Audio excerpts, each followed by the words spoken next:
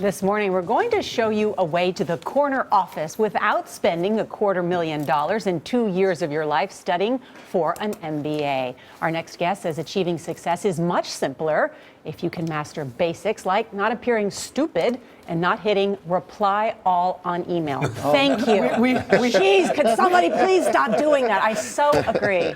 We have all done that. You go, yikes. Those are some of the lessons in a new book. It's called The Curriculum, Everything You Need to Know to Be a Master of Business Arts. It comes from best-selling author and Fortune columnist Stanley Bing. But Stanley Bing is really his pen name.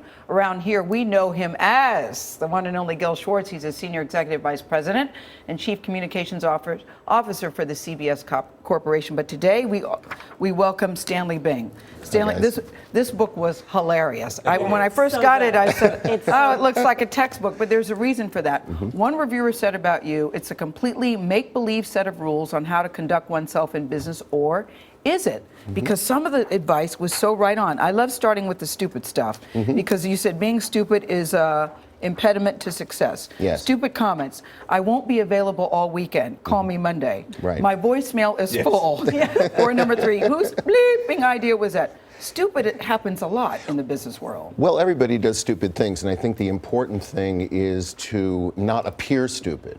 It's actually more important to not appear stupid than it is to not be stupid, because many stupid people get ahead, but not if they look stupid. So I think that's why a lot of smart people can look stupid and not get ahead. Well, absolutely, or be punished for stupidity that's just apparent and not real. So I mean, I think it's a good idea to open the book with a chapter on that, as opposed to going straight to things like finance and marketing. Because if you appear stupid, you may ruin your chances, even if you know about all those things. So, and it's a very focused method of not appearing stupid. Yeah. You've created some handy videos designed to be stiff, corporate, bland, to show people how not to appear stupid when you have no idea what you're talking about. Let me just show those. Well, sir, I've seen the numbers, and there are a lot of them. Yes, sir. These are numbers, all right. Listen, I'm not really a math guy. I guess it's why the nerds in finance all drive Mercedes. Am I right? I'm more of an ideas guy. Ideas guy. Well, Ted, sounds like you need to focus harder and study up. If you can't keep up, maybe next time I'll invite Steve to join us instead of you. Frank, I've seen the numbers, and I'm as disappointed as you are. One number in particular caught my attention, and I was wondering if you could explain to me how we wound up here. Excellent question, Jan. You see, Ted, this is the type of special attention and laser focus I expect from you. Allow me to explain. Now, the concept here is of focused questioning. Yes. Because when somebody puts a table of numbers in front of you, if you go, what is this? Then you look stupid. But if you go, what does this mean?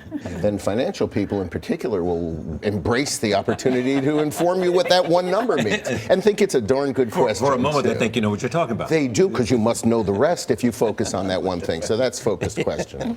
You have a thing, too, about dealing with crazy. You said if you're in a meeting, do this. Up, down, until someone just says, stop doing that. Yeah, what are you doing? I mean, that's in the chapter called Maintaining Mental Fitness. Yes. And I do have some exercises you can do that, which include, getting up and walking about the room, and it kind of interfaces a little bit with the chapter on board. Or Gil, falling under the desk, scrambling around, then sitting up and going, what were we talking about? Yes. Well, you have to be rather senior to do things like that, though.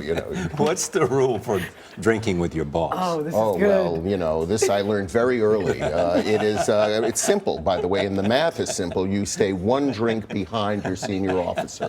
One drink behind. How do you know this? Well, I violated that the first party I ever went to in the corporation. I discovered there was such a thing as free scotch. The idea of free scotch, my goodness.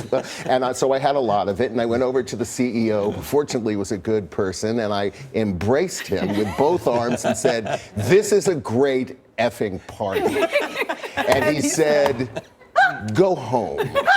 And fortunately, he didn't hold it against me. But he remembered your name, Gil. But this is why I begin with not appearing stupid. Okay.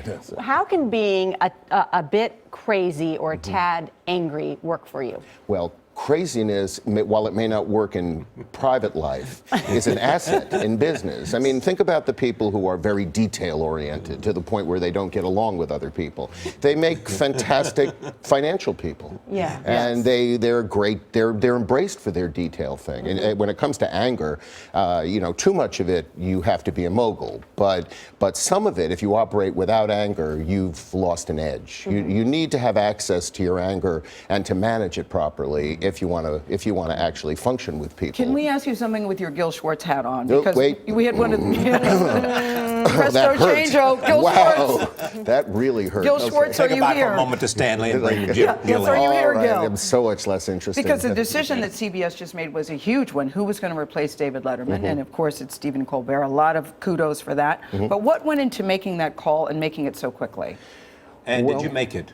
I have fortunately nothing to do with it. I sometimes am asked to explain it, but it was kind of a natural thing, and it happened after Dave spoke of what he wanted to do, and I believe the thought process had been in progress, just in terms of thinking for a while, and then I think when both sides want to do something, and comes. Dave Letterman was also very embracing of the idea, so it was just a lovely I got the kind of thing. impression that mattered. You know, Chelsea did Handler matter. has posted a picture where she's reading CBS material.